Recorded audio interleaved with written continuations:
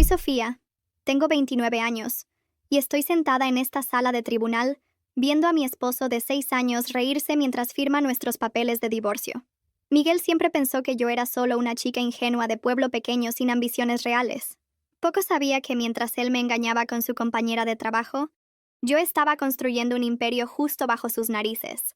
El juez está a punto de leer mi declaración financiera, y no puedo esperar a ver esa sonrisa engreída desaparecer de su rostro. Antes de contarte cómo la expresión de mi pronto ex esposo cambió completamente, déjame saber desde dónde estás viendo y presiona ese botón de me gusta y suscríbete si alguna vez has tenido que defenderte cuando nadie esperaba que fueras capaz. Era una chica de pueblo pequeño de Tennessee que se mudó a Nashville para estudiar contabilidad en la Universidad de Vanderbilt. Tenía grandes sueños de trabajar en finanzas corporativas a pesar de mi origen humilde. Mis padres siempre me habían enseñado el valor del trabajo duro y ahorrar dinero. Lecciones que resultarían invaluables años después. Conocí a Miguel en una cafetería cerca del campus universitario.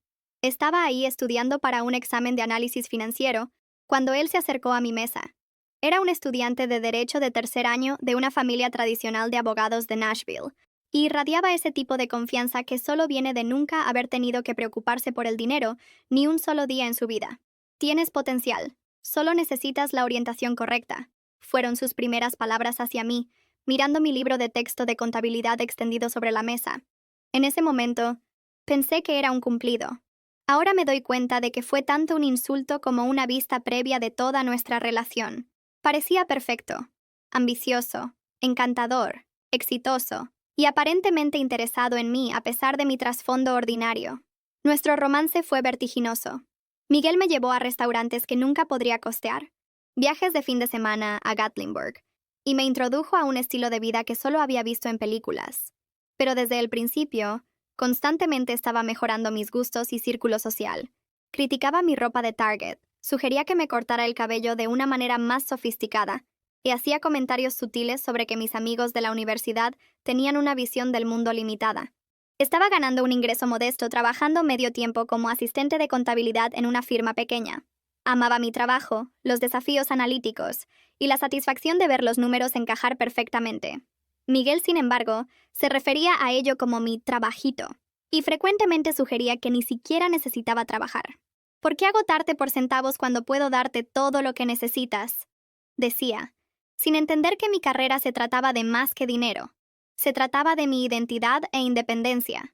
Después de 18 meses de citas, me propuso matrimonio durante un fin de semana romántico en Gatlinburg. El anillo era deslumbrante, el champán caro y el momento perfectamente orquestado para máximo impacto. Varias personas en el restaurante incluso aplaudieron. Se sintió como un cuento de hadas, y dije que sí sin dudarlo. Nuestra boda fue una ceremonia íntima en Savannah, Georgia. Mi elección a pesar de la presión de su familia por algo más grandioso en Nashville. Mirando hacia atrás, me di cuenta de que esa fue una de las pocas veces que logré mantener mi posición contra las expectativas de la familia Hernández. Al menos fue en una ubicación respetable, aunque fuera simple, comentó su madre. Esperanza, con una sonrisa tensa que no llegaba a sus ojos. Ese fue mi primer sabor real de cómo su familia me veía, como alguien que no era lo suficientemente buena para su hijo. Después de nuestra luna de miel en el Caribe, nos mudamos a su casa en Belmed, uno de los vecindarios más exclusivos de Nashville. Todo era elegante, caro y frío, muy parecido a su familia.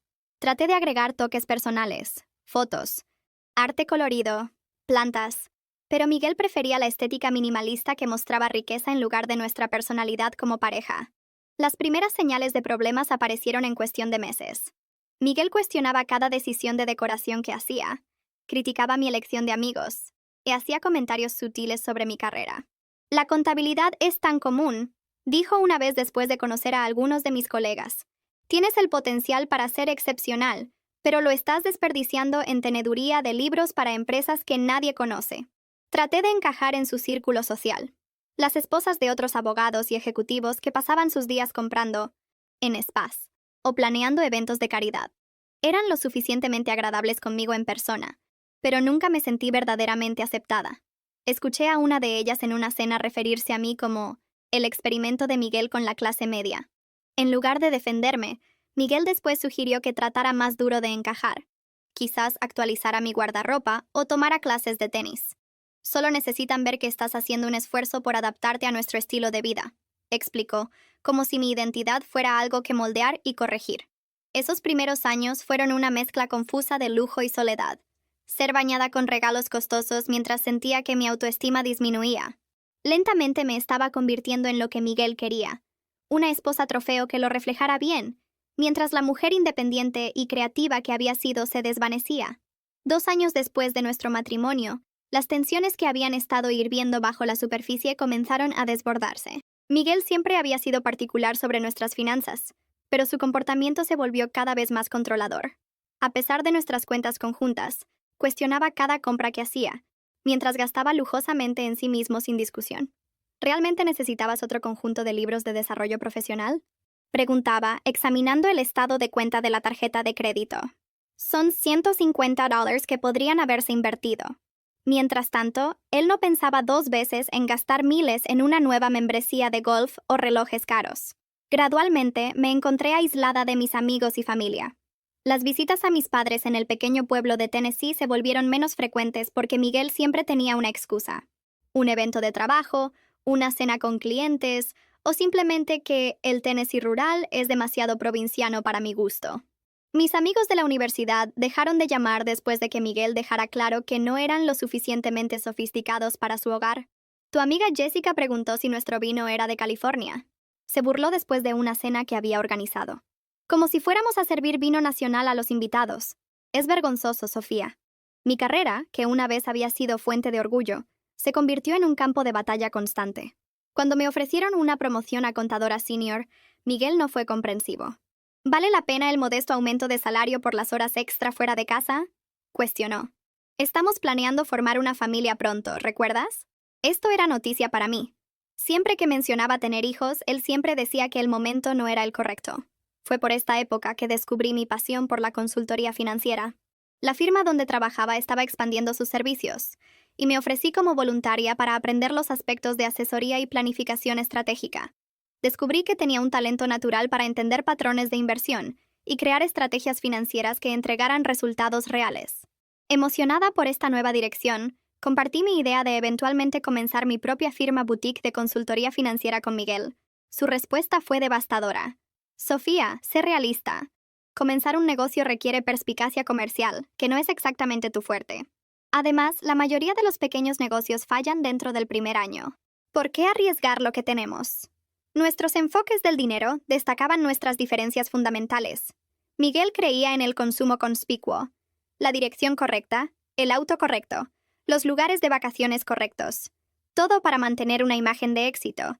Yo, con mi crianza de clase media, creía en ahorrar, invertir sabiamente y encontrar valor en lugar de solo etiquetas de precio alto. Cuando se acercaba nuestro 3er aniversario, las noches tardías de Miguel en la oficina se convirtieron en la norma en lugar de la excepción. Cliente importante, análisis de mercado, reportes trimestrales. Sus excusas variaban, pero su ausencia permanecía constante. Comía sola la mayoría de las noches. Me iba a la cama sola, y cada vez más vivía la vida de alguien soltero, pero con el escrutinio financiero de un niño recibiendo una mesada. Nuestra primera discusión verdaderamente importante llegó después de la reunión anual de Navidad de su familia. En el viaje de regreso en auto, su madre había preguntado puntualmente cuándo le daríamos nietos. Mencioné que estaba lista cuando Miguel estuviera, solo para que él cambiara suavemente el tema. Cuando lo confronté en casa, su reacción fue fría.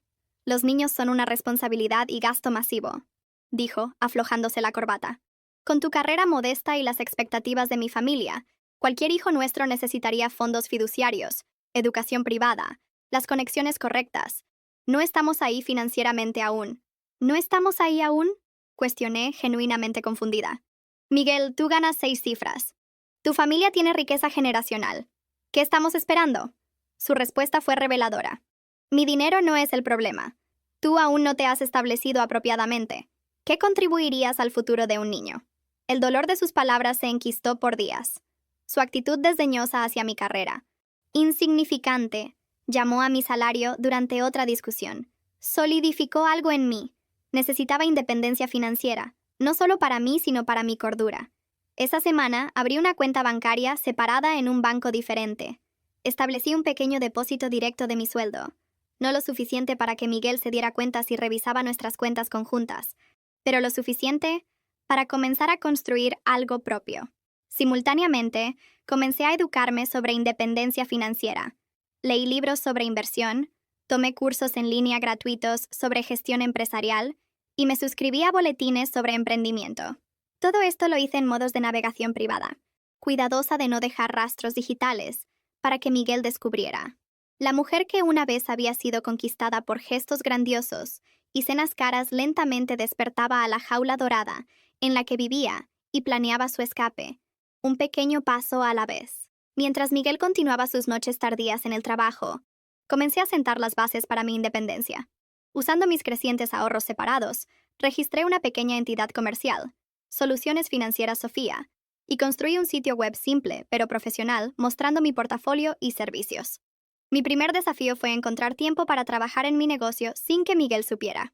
Convertí nuestro cuarto de huéspedes raramente usado en una oficina en casa, explicándole a Miguel que necesitaba un espacio dedicado para educación continua para avanzar en la firma. Apenas prestó atención al cambio, desestimando mi desarrollo profesional como ambición linda en lugar de un esfuerzo serio. Solo que no interfiera con nuestras obligaciones sociales, fue su única preocupación. Mi primera clienta llegó por un golpe de suerte en nuestra cafetería local. Escuché a Elena, la propietaria de un negocio de catering en crecimiento, quejarse sobre las cotizaciones caras que había recibido de asesores financieros. No puedo permitirme $10,000 por un plan financiero, pero estoy perdiendo dinero en algún lugar y no puedo descubrir dónde, le dijo a su socio comercial.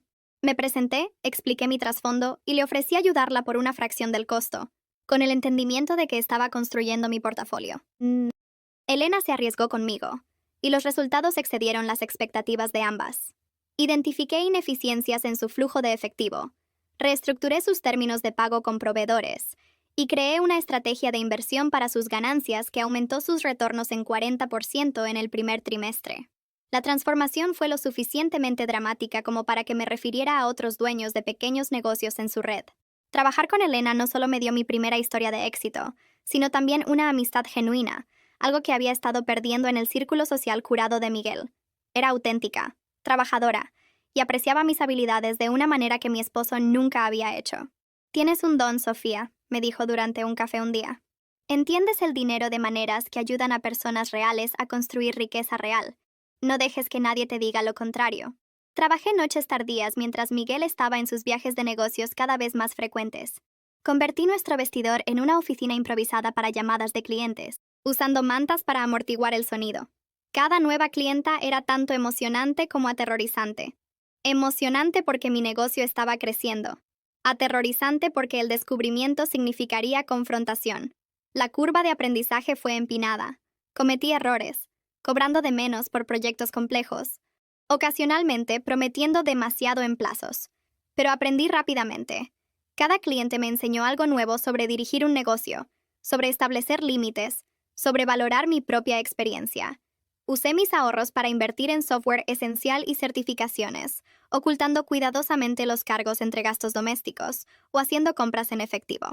Mi lista de clientes creció constantemente en el curso de un año, principalmente a través de referencias y boca a boca. En lugar de gastar las ganancias, reinvertí la mayoría de vuelta en el negocio y comencé a apartar una porción para inversiones estratégicas. Miguel permaneció inconsciente, atribuyendo mi creciente confianza a finalmente adaptarme a nuestro estilo de vida, en lugar de satisfacción profesional. Un momento crucial llegó cuando trabajé con una fundadora de startup tecnológica, cuya reestructuración financiera después de mi consultoría la ayudó a asegurar una ronda de financiamiento importante. La historia de éxito fue destacada en una revista de negocios de Nashville. Tuve que declinar ser mencionada por nombre, citando razones de privacidad, pero la credibilidad me dio acceso a clientes más grandes. A través de Elena, conocí a Patricia, una emprendedora en serie que había vendido su empresa anterior por 8 cifras y estaba lanzando una startup fintech. Inicialmente contratándome para un proyecto pequeño, Patricia rápidamente se convirtió tanto en una clienta valiosa como en mentora. Estás cobrando muy poco por tu experiencia, me dijo francamente después de revisar mi lista de tarifas. Triplica tus precios y mira cómo cambia tu valor percibido. Tenía razón. Cuando aumenté mis tarifas, en lugar de perder clientes, atraje más negocios establecidos dispuestos a pagar por calidad. Patricia también me introdujo al mundo de la inversión ángel y la gestión de portafolios estratégicos. El efectivo pierde valor quedándose quieto, explicó. Necesitas hacer que tu dinero trabaje para ti. Bajo su guía, comencé a hacer inversiones estratégicas en empresas emergentes, incluyendo la nueva empresa de Patricia, que se enfocaba en herramientas de planificación financiera impulsadas por IA. Comencé con pequeñas cantidades, pero a medida que mi negocio creció, también lo hizo mi portafolio de inversiones. La euforia de ver tanto mi negocio como mis inversiones crecer era intoxicante. Por primera vez desde conocer a Miguel, me sentía verdaderamente viva, con propósito e independiente. Estaba construyendo algo valioso enteramente por mis propios méritos. Durante este periodo, mantuve la apariencia de ser solo la esposa de Miguel en funciones sociales. Asentía cortésmente cuando las esposas discutían sus viajes de compras y comités de caridad. Asistía a sus cenas de trabajo y desempeñaba el papel de esposa comprensiva impecablemente. Todo mientras dirigía un negocio en crecimiento desde nuestro hogar y tomaba decisiones de inversión que alterarían el curso de mi vida. Mi vida doble era agotadora pero empoderadora. Cada nueva clienta, cada consultoría exitosa, cada retorno de inversión era un paso hacia la libertad que cada vez más me daba cuenta de que necesitaba, de mi matrimonio controlador. 4 años después de nuestro matrimonio, la fachada comenzó a desmoronarse. Comenzó con un mensaje de texto que apareció en el teléfono de Miguel mientras él estaba en la ducha. Una vista previa visible en su pantalla de bloqueo de alguien llamado A, que decía, ¿ya me extrañas? Anoche fue. El mensaje desapareció antes de que pudiera leer más, pero plantó una semilla de sospecha que no pude ignorar. Miguel había estado más distante que de costumbre, frecuentemente llegando a casa oliendo a perfume desconocido que él afirmaba era de abrazar colegas para despedirse en eventos de networking. En lugar de confrontarlo inmediatamente, decidí investigar. Noté sus patrones. Las reuniones tardías de los jueves, que siempre duraban hasta después de las 9. Las conferencias de fin de semana que nunca tenían sitios web que pudiera encontrar. El aumento repentino en cenas con clientes en un restaurante específico y elegante del centro. El siguiente jueves, le dije a Miguel que estaba visitando a Elena para ayudar con un evento corporativo especial en su empresa de catering. En lugar de eso, estacioné mi auto cerca del restaurante que él frecuentaba y esperé. A las 8:30, su BMW entró al estacionamiento. 10 minutos después, un Mercedes rojo llegó y una mujer con cabello rubio salió. Incluso desde la distancia, reconocí a Amanda, su colega de la firma de abogados. Los vi abrazarse de una manera que los colegas nunca lo harían. Lo vi besarla en el estacionamiento antes de que entraran al restaurante juntos. Mis manos temblaron mientras tomaba fotos con mi teléfono. Mi estómago un hoyo vacío de traición y confirmación. Les di 30 minutos antes de caminar hacia el restaurante. Estaban en una mesa del rincón, su mano sobre la de ella, inclinándose íntimamente. Me acerqué silenciosamente, mi corazón latiendo tan fuerte que estaba segura de que todos podían escucharlo. Esto explica las reuniones tardías, dije, mi voz sorprendentemente estable.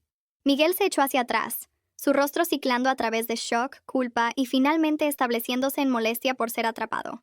Amanda tuvo la decencia de verse avergonzada, recogiendo su cartera y murmurando algo sobre usar el baño. «Sofía, esto no es lo que parece», comenzó Miguel, usando el mismo tono suave que empleaba con clientes difíciles. «¿En serio? Porque parece que estás cenando con tu novia mientras tu esposa piensa que estás trabajando». La conversación que siguió fue surreal. Miguel ofreció una disculpa a medias, afirmó que era solo físico, y tuvo la audacia de culparme por su infidelidad. «¿Has estado tan envuelta en tus pequeños proyectos de contabilidad?», dijo, bajando la voz mientras los comensales vecinos comenzaron a notar nuestra tensión. «Te has vuelto aburrida, Sofía, sin ambición. ¿Cuándo fue la última vez que hiciste un esfuerzo en nuestro matrimonio?» Dejé el restaurante sola, manejando sin rumbo por horas antes de regresar a casa. Miguel regresó pasada la medianoche, ofreciendo promesas de terminar el affair, sugiriendo consejería, incluso proponiendo una segunda luna de miel. Por razones que no entendí completamente entonces, fingí considerar la reconciliación. «Necesito tiempo», le dije, lo cual no era mentira. Necesitaba tiempo, no para perdonarlo, sino para planear mis próximos pasos. Las semanas que siguieron fueron una clase magistral en engaño de ambas partes.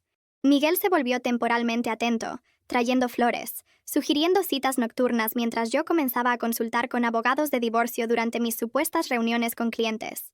Rebecca, una formidable abogada de divorcio recomendada por Patricia, expuso la realidad de mi situación. «Tennessee es un estado de distribución equitativa», explicó. «Sin un acuerdo prenupcial, el tribunal dividirá los bienes conyugales basándose en lo que consideren justo, no necesariamente igual. Aprendí sobre nuestros enredos financieros, la complejidad de divorciarse de alguien con dinero familiar y la importancia de documentar todo. El conocimiento es poder, especialmente en el divorcio, dijo Rebecca. Mi recopilación cautelosa de información llegó a un alto abrupto cuando Miguel descubrió mi historial de navegación en nuestra computadora compartida. Había olvidado usar navegación privada para una búsqueda. Proceso de división de bienes en divorcio de Tennessee. Su ira fue inmediata y aterrorizante. Me acorraló en nuestra cocina, agitando su teléfono con la captura de pantalla que había tomado. ¿Es esto lo que has estado haciendo? ¿Planear divorciarte de mí y tomar mi dinero? Su rostro estaba rojo, una vena pulsando en su frente. Permíteme aclarar esto, Sofía.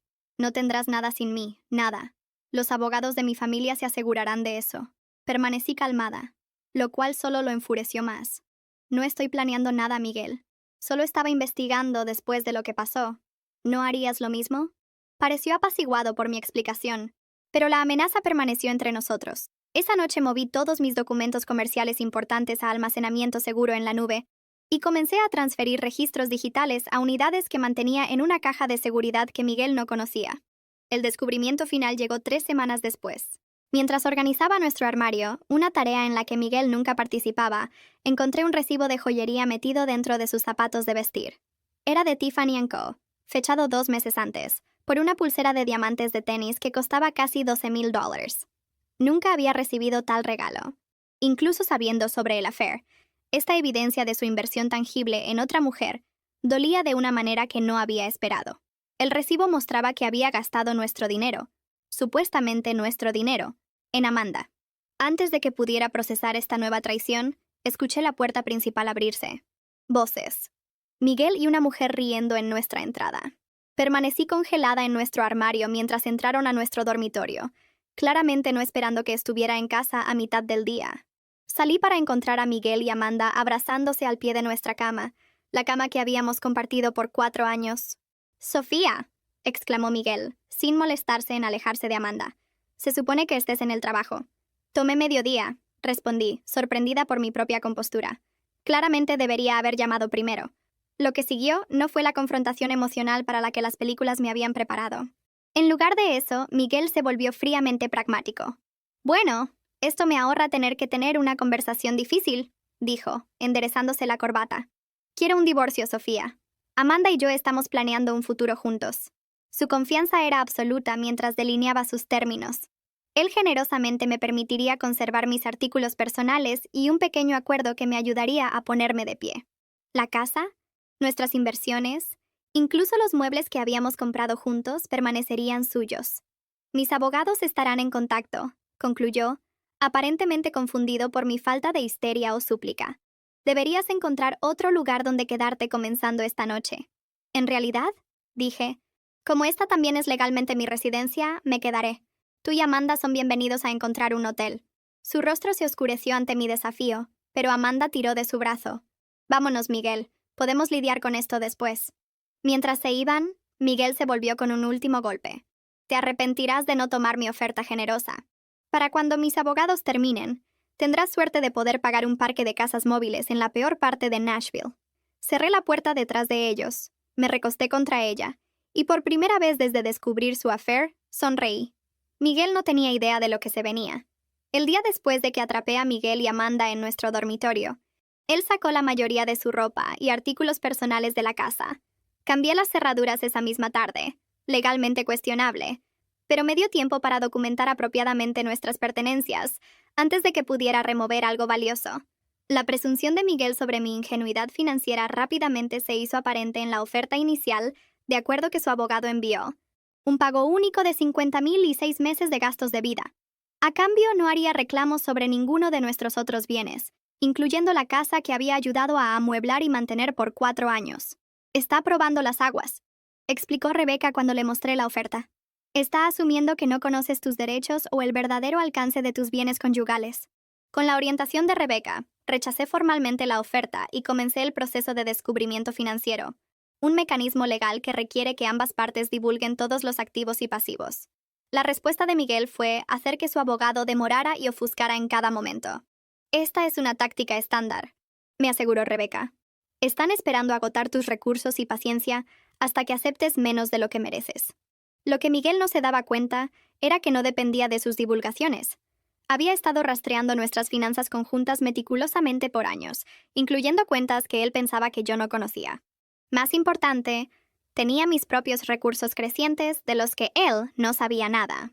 Después de consideración cuidadosa y consulta con Rebeca, tomamos una decisión estratégica. Yo retendría temporalmente el verdadero alcance de mi negocio e inversiones durante las fases iniciales de negociación.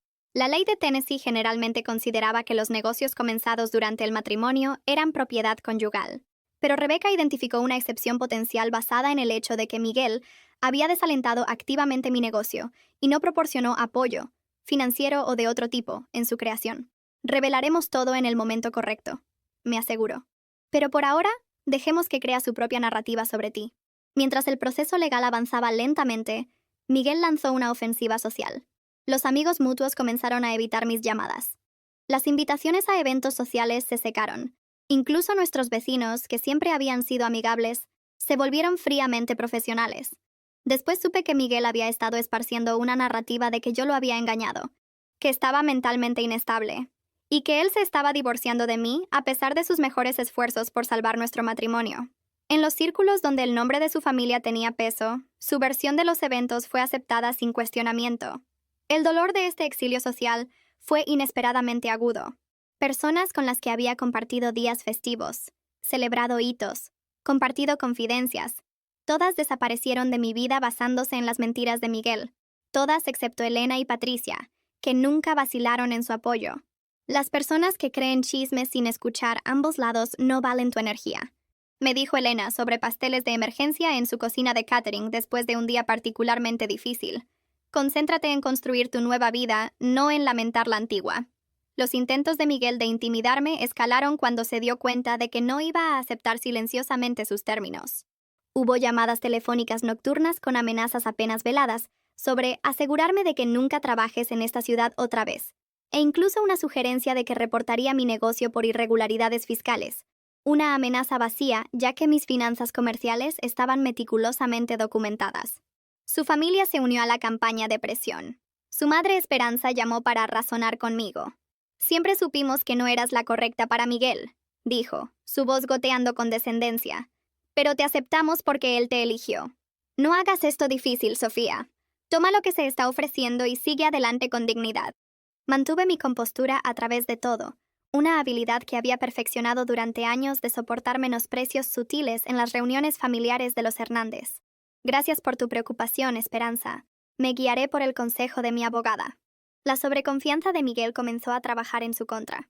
Creyendo que no tenía recursos para pelear una batalla legal prolongada, cometió varios errores críticos. Falló en revelar cuentas de inversión de las que yo tenía documentación. Subreportó el valor de su portafolio de acciones. Afirmó que ciertos activos eran propiedad separada cuando habían sido claramente comprados con fondos conyugales. Rebeca documentó cada discrepancia meticulosamente, construyendo un caso que eventualmente socavaría su credibilidad con el tribunal. Mientras tanto, mi empresa experimentó crecimiento exponencial durante el periodo de separación. Un plan de reestructuración financiera que diseñé para una cadena regional de restaurantes los ayudó a evitar la bancarrota y triplicar sus ganancias, llevando a características en publicaciones de la industria. Tuve que declinar entrevistas, citando razones personales, pero el reconocimiento profesional trajo una avalancha de nuevos clientes. El gran avance llegó cuando aseguré un contrato con una cadena nacional de retail para reformar toda su estrategia financiera. Un trato de 6 cifras que transformó mi negocio de exitoso a excepcional. Contraté 4 empleados, renté un espacio de oficina profesional en el centro de Nashville y comencé a rechazar clientes cuyos valores no se alineaban con la misión de mi empresa. Todo esto pasó mientras Miguel y su equipo legal continuaban caracterizándome como una tenedora de libros en apuros, dependiente del apoyo de su esposo. Su percepción de mí como la chica ingenua de pueblo pequeño deslumbrada por su riqueza se había calcificado al punto donde no podía concebir mi éxito independiente de él. Durante este tiempo, Patricia me introdujo a un grupo de inversionistas ángel, buscando financiar startups fintech prometedoras. Mi combinación de experiencia financiera práctica y visión tecnológica los impresionó lo suficiente para ofrecer financiamiento semilla para una aplicación revolucionaria de planificación financiera que había estado desarrollando. La aplicación, que usaba IA para proporcionar consejo financiero personalizado para pequeños negocios e individuos, se lanzó en beta con una respuesta positiva abrumadora. En 6 meses, teníamos 50,000 usuarios y estábamos recibiendo ofertas de adquisición de instituciones financieras importantes. También hice inversiones estratégicas en varias otras startups, aprovechando mi red y experiencia financiera para identificar empresas con potencial de crecimiento excepcional. Mi portafolio se diversificó a través de tecnología, bienes raíces y mercados emergentes, todo cuidadosamente manejado para maximizar retornos mientras minimizaba riesgo. La noche antes de nuestra fecha final en tribunal, me senté sola en la casa que nunca se había sentido como hogar, reflexionando sobre mi viaje. 4 años antes había estado tan ansiosa por complacer a Miguel que había comenzado a perderme a mí misma. Su traición, dolorosa como fue, me había forzado a redescubrir mi fuerza, ambición y valor. Empaqué una pequeña bolsa de viaje. Independientemente de la decisión del juez, había decidido que no pasaría otra noche en el espacio donde mi matrimonio se había desmoronado. Mi nuevo apartamento penthouse estaba listo, comprado a través de una LLC de la que Miguel no sabía nada, amueblado con piezas que había elegido por su belleza y comodidad en lugar de su valor de estatus. Mientras cerraba la cremallera de la bolsa, mi teléfono sonó con un texto de Patricia. «Recuerda quién eres mañana, no quién él trató de hacerte ser». Con esas palabras en mi corazón, me preparé para enfrentar el acto final de mi matrimonio con Miguel. La mañana de nuestra fecha en tribunal amaneció clara y fresca. Me vestí con un traje azul marino, conservador pero confiado, con una sola pieza de joyería, un pequeño colgante de diamante que Elena y Patricia me habían dado para marcar el 2º aniversario de mi negocio. Tu diamante de independencia, lo habían llamado. Llegué al juzgado 30 minutos temprano, como Rebeca había aconsejado. Miguel ya estaba ahí, viéndose caro en un traje gris carbón hecho a medida. Su abogado David a su lado. David era socio senior en una de las firmas legales más prestigiosas de Nashville y tenía reputación por acuerdos de divorcio agresivos que favorecían a clientes adinerados.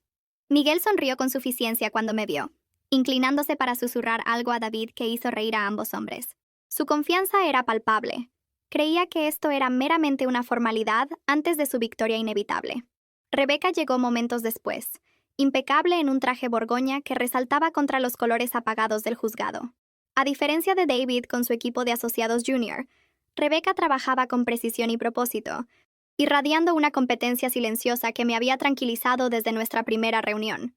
¿Lista?, preguntó, su expresión no revelando nada a ojos observadores.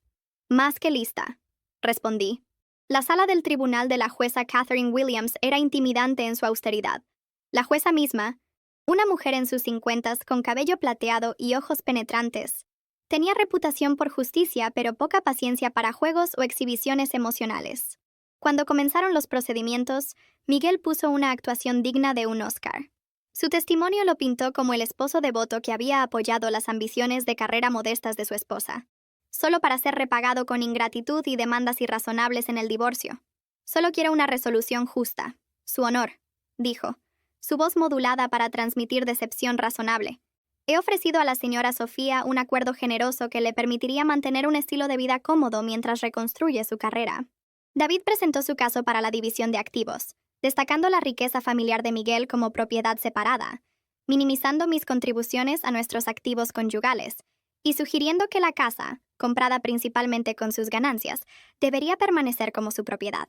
Durante toda su presentación, mantuve mi compostura, ni reaccionando a las fabricaciones de Miguel ni revelando mis emociones. La jueza Williams ocasionalmente me miraba, su expresión inescrutable.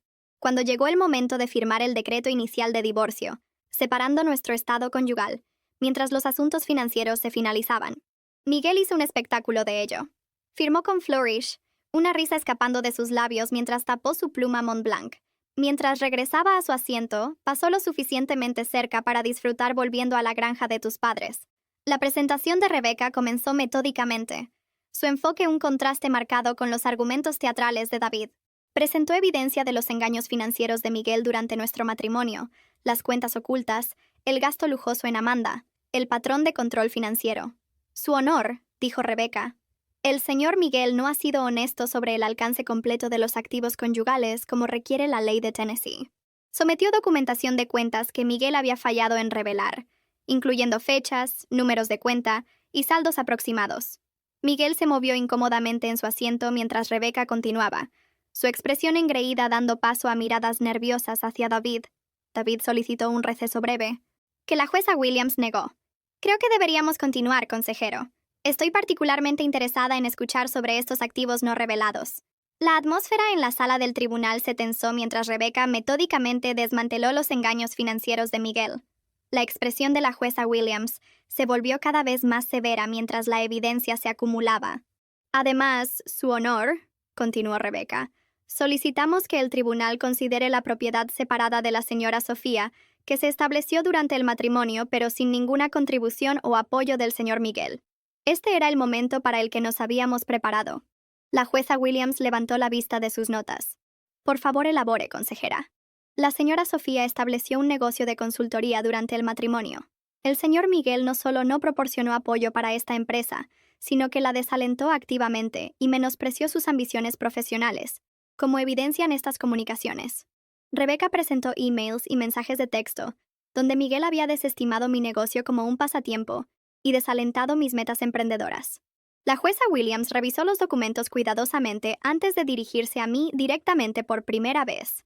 Señora Sofía, el tribunal requiere divulgación financiera completa de ambas partes.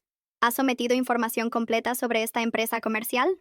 Aún no. Su honor, respondí como habíamos planeado. Mi declaración financiera completa está lista para sometimiento hoy. Rebecca entregó al secretario del tribunal un sobre sellado conteniendo mi divulgación financiera completa, el documento que habíamos estratégicamente retenido hasta este momento. Solicito que el tribunal revise la declaración financiera de la señora Sofía antes de hacer cualquier determinación sobre división de activos, dijo Rebecca. La jueza Williams asintió y abrió el sobre. La sala del tribunal cayó en silencio mientras ella leía, las cejas alzándose ligeramente, la única indicación de sorpresa de la jueza por lo demás compuesta. Después de lo que se sintió como una eternidad, la jueza Williams levantó la vista. Para el récord, leeré el resumen de los activos de la señora Sofía. Mi corazón latía fuerte mientras comenzaba a leer. Soluciones financieras. Sofía, una firma de consultoría financiera establecida hace 3 años. Valuación actual basada en ingresos, contratos y propiedad intelectual. 2.100.000. La cabeza de Miguel se volteó bruscamente, su expresión de incredulidad casi cómica. Portafolio de inversiones, incluyendo acciones de tecnología, bienes raíces e inversiones en startups. 1.900.000. Miguel agarró la mesa, sus nudillos blancos. Propiedades de bienes raíces. 2 propiedades compradas en los últimos 18 meses, valuadas en 1.200.000. Para este punto, Miguel se veía físicamente enfermo. Su rostro se había drenado de color, su cuerpo rígido de shock. Junto a él, David susurraba frenéticamente, pero Miguel parecía incapaz de procesar lo que estaba escuchando. Total de activos revelados, 5.200.000, concluyó la jueza Williams. La sala del tribunal permaneció silenciosa. Miguel me miró como si viera a una extraña. En ese momento, no sentí triunfo, ni vindicación, solo un alivio profundo de que la verdad finalmente estuviera en récord. La jueza Williams rompió el silencio. Señor Miguel, ¿desea revisar cualquiera de sus declaraciones previas respecto a la dependencia financiera de la señora Sofía de usted? Miguel parecía incapaz de hablar. David se levantó rápidamente. Su honor, no estábamos conscientes de estos activos. Sostenemos que como fueron adquiridos durante el matrimonio, el señor Miguel tiene derecho a una porción equitativa. Rebecca estaba preparada para este argumento. Su honor. Dirigimos la atención del tribunal al acuerdo prenupcial firmado por ambas partes antes del matrimonio, específicamente la cláusula 15. Este era nuestro AES. Cuando revisamos nuestro prenup años después de firmarlo, Rebecca había descubierto una cláusula que los propios abogados de Miguel habían incluido. Cualquier empresa comercial creada por cualquier cónyuge durante el matrimonio, sin inversión de capital del otro cónyuge, permanecerá como propiedad separada en caso de divorcio. La cláusula probablemente fue incluida para proteger las empresas potenciales del señor Miguel, explicó Rebecca. Sin embargo, el lenguaje se aplica igualmente al negocio de la señora Sofía, que ella construyó sin ninguna contribución financiera del señor Miguel. La jueza Williams revisó el acuerdo prenupcial, asintiendo lentamente. El lenguaje es efectivamente claro. Señora Torres, por favor, continúe. Rebecca delineó cómo había construido mi negocio desde cero, usando mis propios ahorros y reinvirtiendo ganancias, todo mientras Miguel desalentaba activamente mis esfuerzos. Presentó declaraciones de clientes y mentores atestiguando mi trabajo independiente y perspicacia comercial. Durante toda la presentación de Rebeca, observé a Miguel, el hombre que se había reído mientras firmaba nuestros papeles de divorcio solo horas antes, ahora sentado congelado. Su comportamiento confiado se había hecho pedazos. Amanda, que había estado sentada en la galería, se escabulló de la sala del tribunal, su expresión inescrutable. La jueza Williams tomó 20 minutos para revisar todos los documentos antes de entregar su fallo. Cuando regresó, su decisión fue clara. Basándose en la evidencia presentada y los términos del acuerdo prenupcial, el tribunal encuentra que Soluciones Financieras Sofía y el portafolio de inversiones resultante constituyen propiedad separada perteneciente únicamente a la señora Sofía. Miguel hizo un sonido estrangulado, algo entre un jadeo y una protesta. Además, continuó la jueza Williams, dado el fallo del señor Miguel de revelar completamente los activos conyugales como requiere la ley, el tribunal está inclinado a ver la división de los activos conyugales restantes en una luz más favorable a la señora Sofía. El resto de su fallo fue un borrón de términos legales, pero el resultado fue claro. Mantendría mi negocio, mis inversiones y mis propiedades. Adicionalmente, recibiría una porción mayor de nuestros activos conyugales reales debido al engaño de Miguel. La casa se vendería con los ingresos divididos según la fórmula de la jueza que me favorecía fuertemente. Mientras nos levantábamos para irnos, Miguel se me acercó, su abogado tratando sin éxito de detenerlo. ¿Planeaste esto?, siseó, su rostro contorsionado con ira y humillación. Todos estos años, solo estabas esperando para derribarme. Miré al hombre que una vez había amado, ahora un extraño consumido por su propia narrativa de victimización. No, Miguel. Construí algo mientras tú estabas ocupado destruyendo lo que teníamos. Esa es la diferencia entre nosotros. Rebeca me guió gentilmente lejos, dejando a Miguel parado solo en la sala del tribunal que se vaciaba, los restos de su complejo de superioridad yaciendo en ruinas a su alrededor. Salir de ese juzgado ese día se sintió menos como una victoria y más como liberación. El peso del engaño, tanto el de Miguel como mi propio secreto necesario, se levantó de mis hombros con cada paso por esas escaleras de mármol. Hoy mi empresa se ha expandido internacionalmente, mis inversiones continúan creciendo, y he usado mis recursos para establecer una fundación ayudando a mujeres a lograr independencia financiera. Miguel intentó la reconciliación una vez que supo mi patrimonio neto, pero había avanzado mucho más allá de la mujer que una vez buscó su aprobación. Si estás viendo esto y enfrentando tu propia encrucijada de subestimación o traición, recuerda que a veces lo que parece un final es en realidad un comienzo disfrazado. Tu valor no está determinado por la incapacidad de alguien más de verlo. ¿Alguna vez has tenido a alguien que te subestimó solo para probarles espectacularmente que estaban equivocados? Comparte tu historia en los comentarios abajo. Y si esto resonó contigo, por favor dale me gusta, suscríbete, y comparte con alguien que podría necesitar escuchar que su valor no está definido por la percepción de alguien más. Gracias por escuchar mi viaje. Y recuerda, a veces perder lo que pensabas que querías te lleva directamente a lo que verdaderamente mereces.